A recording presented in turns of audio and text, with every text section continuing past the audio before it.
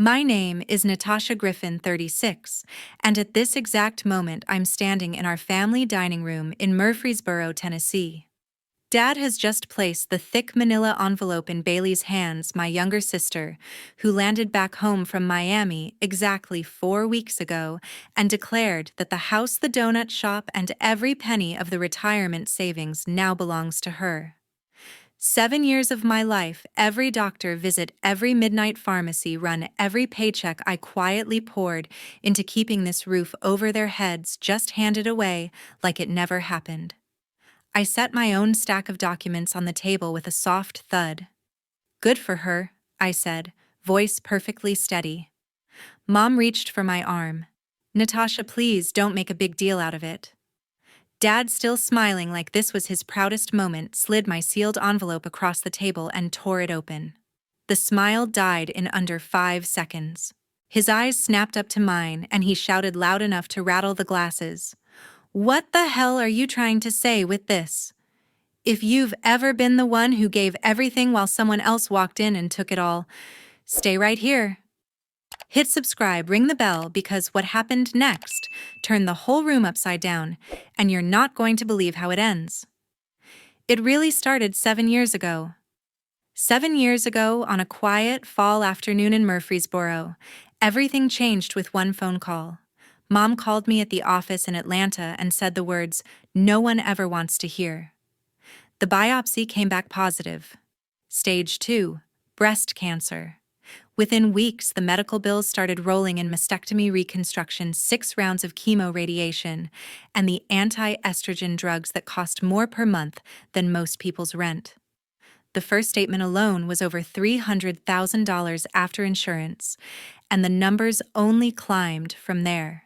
Around the same time, Dad began forgetting where he parked the car at the grocery store. Then he forgot how to get home from the donut shop he'd run for 35 years.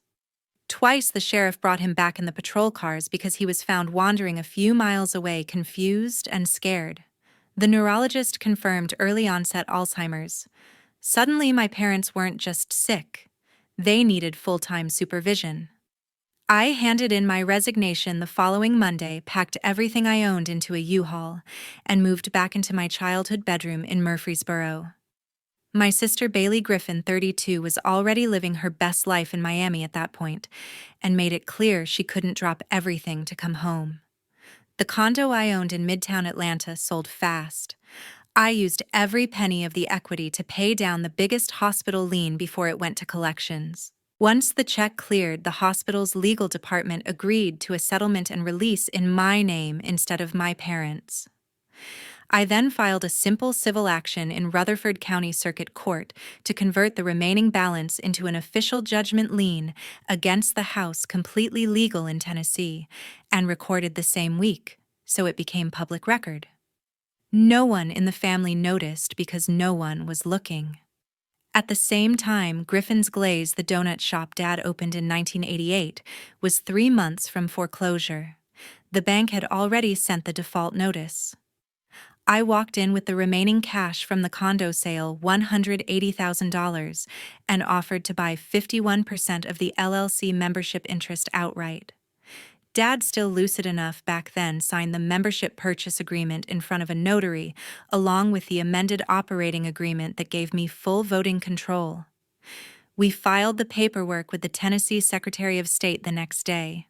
The bank called off the foreclosure, the shop stayed open, and again, nobody outside the lawyer's office paid any attention. From that moment on, my life became a calendar of appointments. Mom's oncology follow-ups on Tuesdays, Dad's neurologist on Thursdays, blood draws, MRIs, pill boxes that had to be filled every Sunday night. I learned how to change PICC lines, how to talk Dad down when he was convinced strangers were living in the attic, how to stretch ground beef into 5 different meals because the new bills never stopped coming. Bailey sent the occasional text asking if we needed anything, but the answer was always followed by a Venmo request for a little help with rent this month. I stopped counting how many times I hit send. The years blurred together after that. Life after that fell into a relentless loop that swallowed every hour of every day. I was up at 4:30 to open Griffin's glaze by 5, turning on the big fryers and sliding the first trays of dough into the proof box, while the streets outside stayed dark and quiet. By 7, Mom needed her morning pills lined up in the little plastic cups and a slow walk around the house because the chemo had left her knees swollen and aching whenever the temperature dropped. Dad usually woke up around 8 asking where his mother was or why strangers were sleeping in the guest room, so I kept the old Western channel on low volume because John Wayne's voice was one of the few things that still calmed him down.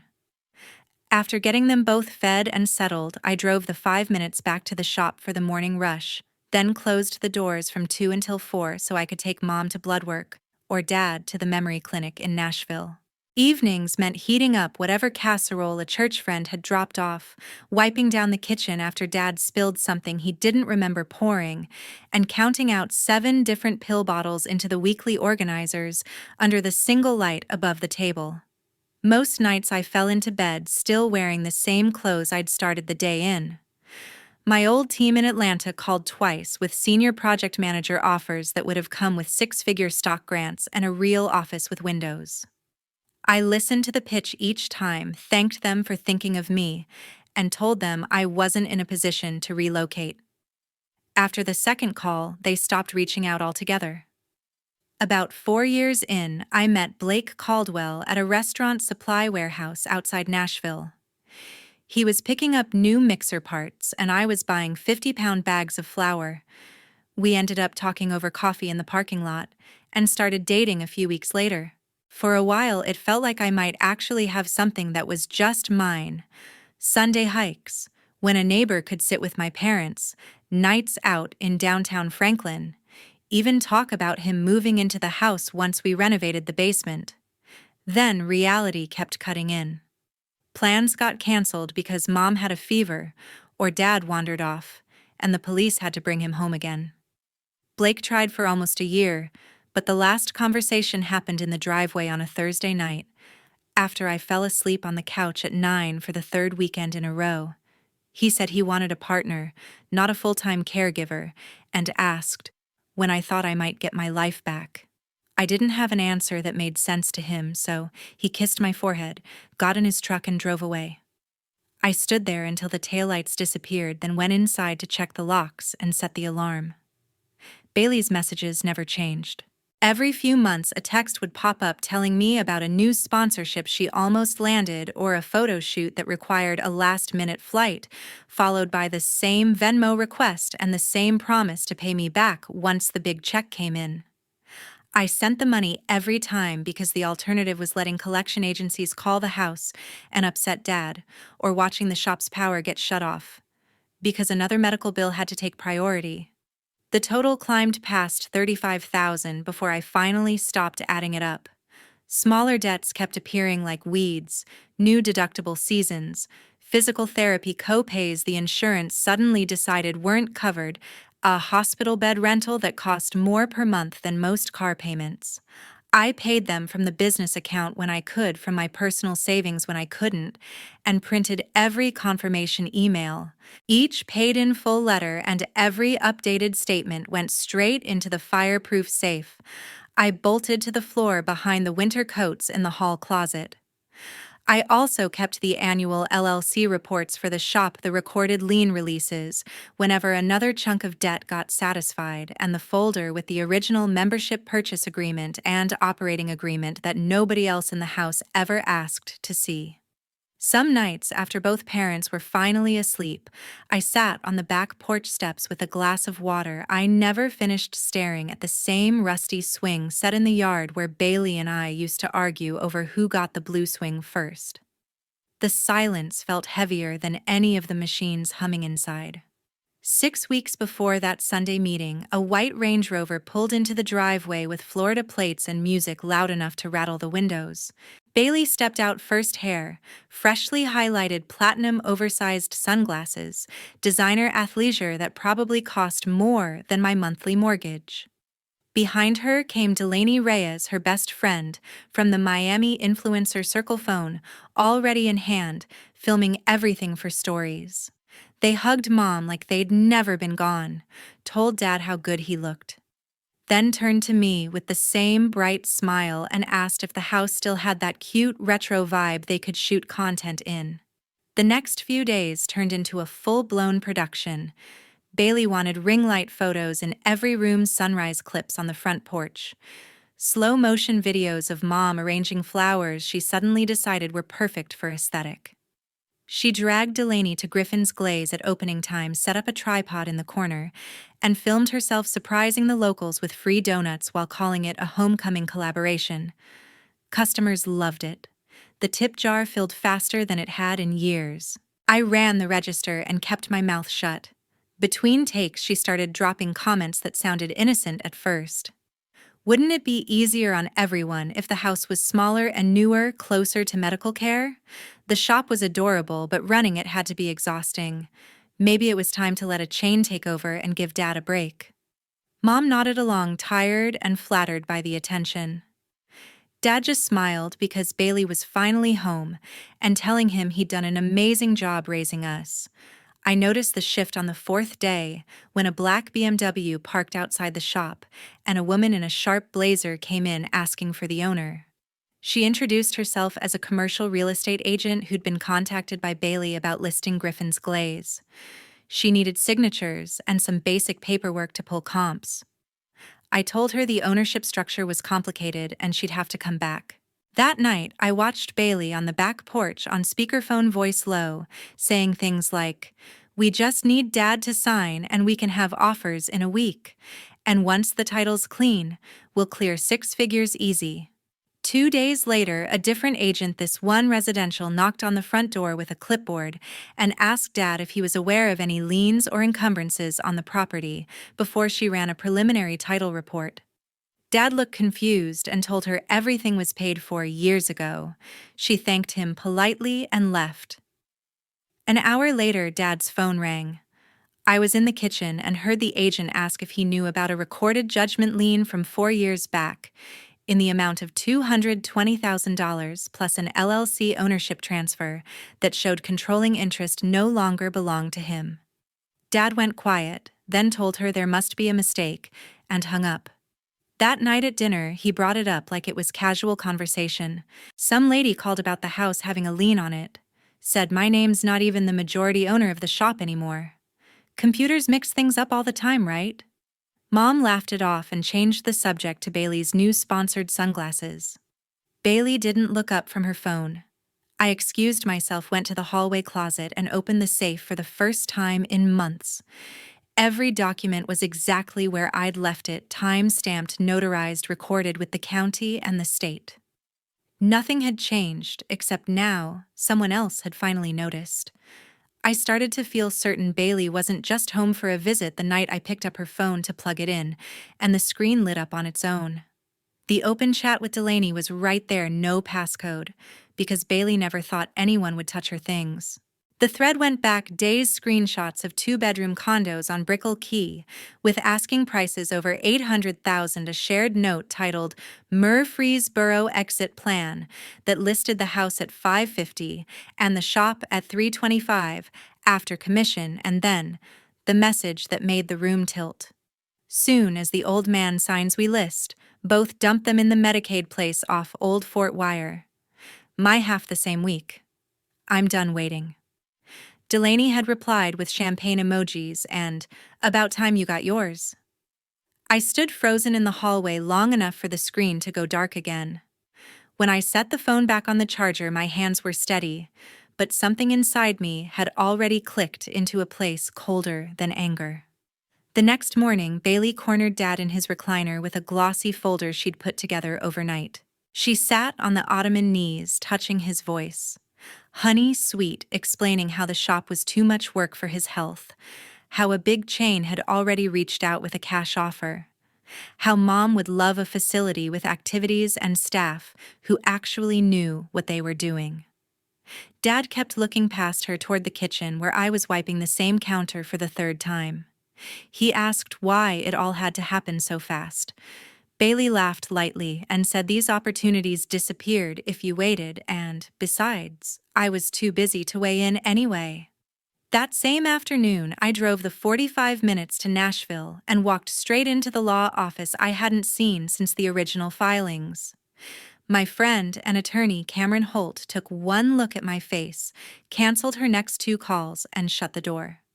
I laid it all out: the sudden return, the realtors calling, the phone screenshots, the pressure on Dad's signature. Cameron listened without taking a single note, then opened the locked cabinet where she still kept my old file. Within an hour, fresh certified copies were printing, the judgment lien still sitting on the house for $220,000, the membership purchase agreement that made me 51% owner of Griffin's Glaze LLC, the amended operating agreement, and a brand new preliminary title report pulled that morning that listed every encumbrance in perfect order.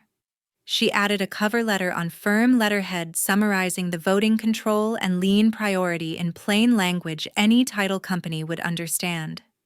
She sealed everything in a thick manila envelope, handed it to me, and asked if I was sure I wanted to open this door. I told her the door had never actually been closed. The following weeks became a quiet siege. Bailey scheduled back-to-back tours of assisted living facilities, always the cheapest ones with shared bathrooms and plastic meal trays, telling Mom how bright and cheerful the common rooms were. She left listing agreements on the coffee table for Dad to look over when he felt ready, brought him his favorite pen, and reminded him daily that signing would lift the biggest burden he'd ever carried. Each time he hesitated, she smiled wider and promised everything would be easier afterward. I kept the usual schedule: open the shop at 5, close at 2, drive Mom to whatever appointment was on the calendar, make dinner, clean up, fall into bed. The only difference was the envelope that now lived on the highest shelf of my closet behind the extra blankets. Some nights I took it down, felt the weight of it, and ran my thumb across the raised notary seals just to make sure they were still real. That Sunday, Dad called the whole family to lunch and told everyone to be at the house by noon sharp. The dining room table was set with the good plates we only used for Thanksgiving: fried chicken from the deli, Mom's potato salad, and a sheet cake from the shop that said, "Congratulations, Bailey," in pink icing. My Uncle Victor Griffin and Aunt Phyllis Griffin arrived first, both dressed like they were going to church, carrying a bottle of sparkling cider and hugging Bailey the second they walked in. Delaney tagged along with her phone, already recording for some family reveal post. Cameron had texted that morning asking if I needed her there. I told her not yet.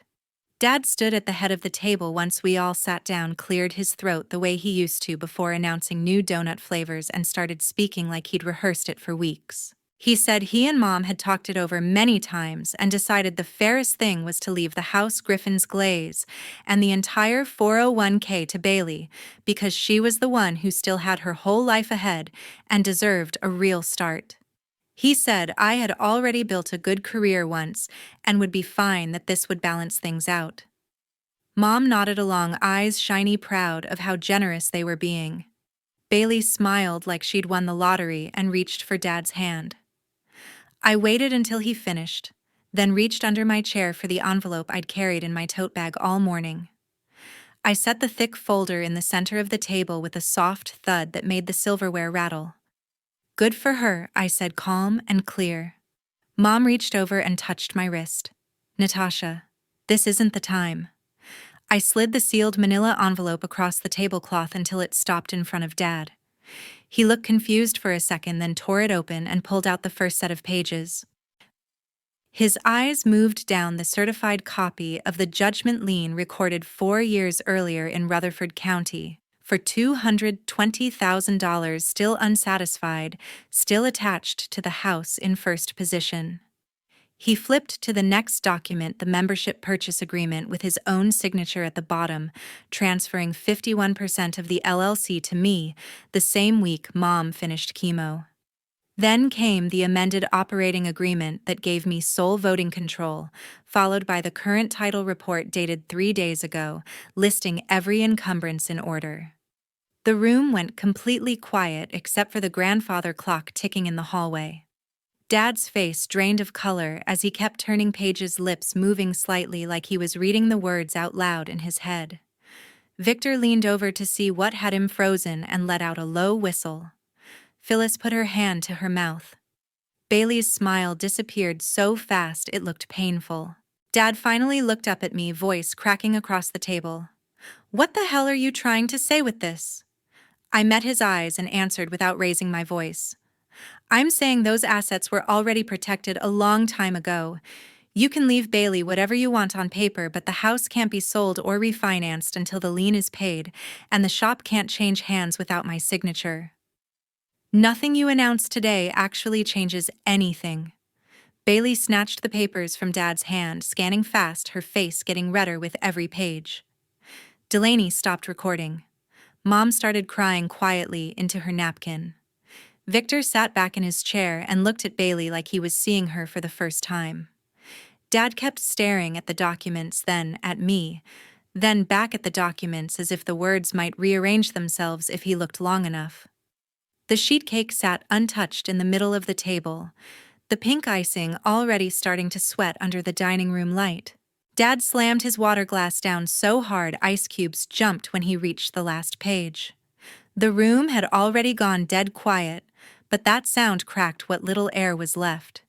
He stared at the final sheet as if the notary's seal might disappear if he blinked.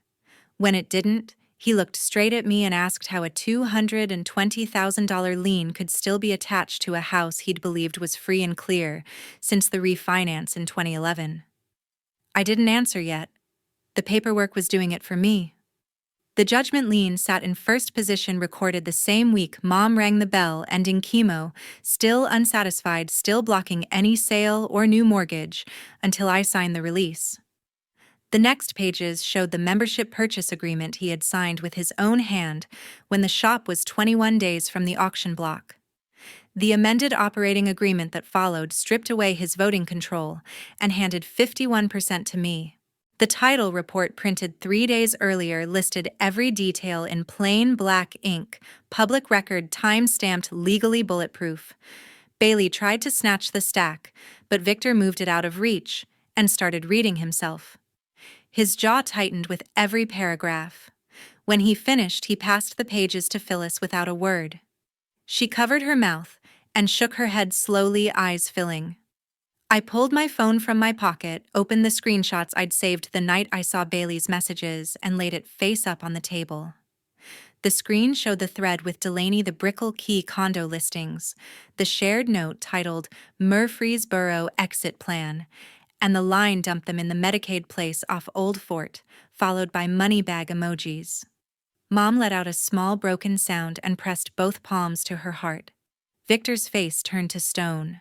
Phyllis turned her chair a few inches away from Bailey like the seat had suddenly become toxic. Bailey's mouth opened and closed twice before any sound came out. She called the documents forgeries, claimed Dad couldn't have been competent when he signed anything, threatened to have me arrested for fraud and elder abuse before the week was out. Her voice rose until it cracked. Victor cut her off with one sentence. "I was standing right there the day he signed the shop over. I watched him do it because the bank was about to take everything." Phyllis added that she still had the thank you card I sent after I paid the last hospital lien nobody else could cover. The shift in the room was instant and irreversible. Within 48 hours, the residential realtor called Dad to say her broker refused to list the house with an open lien that size. The commercial agent who had been courting Griffin's glaze emailed that same afternoon, withdrawing all interest once the LLC records showed majority voting control belonged to someone who wasn't selling. 2 banks Bailey tried for bridge financing sent polite rejection letters the moment the preliminary title reports landed. Clean title wasn't optional, it was mandatory, and nothing about either property was clean. Bailey spent the next week on the phone with every attorney who advertised on late-night television. Each one asked for the same recorded documents now sitting on our dining room table, then suddenly had scheduling conflicts. Cameron texted me a single line. "Title issues don't care about tears." Dad quit mentioning the new will. Mom stopped speaking when Bailey walked into the room. The untouched sheet cake hardened in the refrigerator until I finally carried it to the trash pink icing cracked and dry. 6 months later, I taped the last box shut in my new apartment in Nashville and carried it down to the moving truck myself. The house on Old Fort Parkway sold in early spring. After the judgment lion was satisfied, in full closing costs were covered, and the remaining medical bills were paid off. What was left barely covered the entry fee for a modest assisted living community 10 minutes from the old neighborhood. Mom and Dad moved into a one-bedroom unit with faded floral wallpaper and a shared dining hall that smelled like instant mashed potatoes every night. Dad still asks about the donut shop sometimes, but he seems calmer now that someone else handles the schedule. Mom calls once a week just to hear my voice and tell me the Jell-O flavor of the day. Bailey got nothing. The title company wired the lien payoff directly to the original hospital creditors, and the shop's sale never happened because I refused to sign the transfer. Last I heard, she lost every brand deal she had once the screenshots hit a couple of local Facebook groups. Sponsors don't like the phrase, "dump them in the Medicaid place" attached to their ambassador's name. She moved out of the South Beach rental, deleted most of her accounts, and went quiet. Some habits finally caught up with her. I changed my number the week escrow closed, blocked every account she might use, and let the rest of the family know mail for me now goes to a post office box. Victor and Phyllis still send birthday cards, but nobody mentions her name anymore. Griffin's Glaze is still open. I promoted the head baker to manager, hired 2 new full-time staff, and drive down on Saturdays to check the books. The place runs smoother than it ever did when I was doing everything alone. Some mornings I walk in and the smell of yeast and sugar still feels like home, only now I get to leave at 2 instead of collapsing at midnight.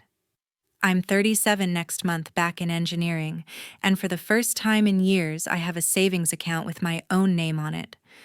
The quiet in my apartment at night isn't heavy anymore.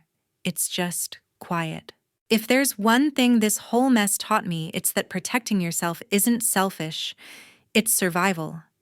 The people who give everything and say nothing usually end up with nothing, and the ones who show up late expecting a parade often learn the hard way that gratitude has an expiration date. Document everything, secure what's yours, and never apologize for refusing to be the backup plan. Thank you for staying with me until the very end. This one was personal, and sharing it means more than you know. Drop a comment and tell me, have you ever had to protect what was rightfully yours from family? What did you do? I read every single one. If this story hit home, share it with someone who needs to hear they're not wrong for drawing a line. See you in the next one.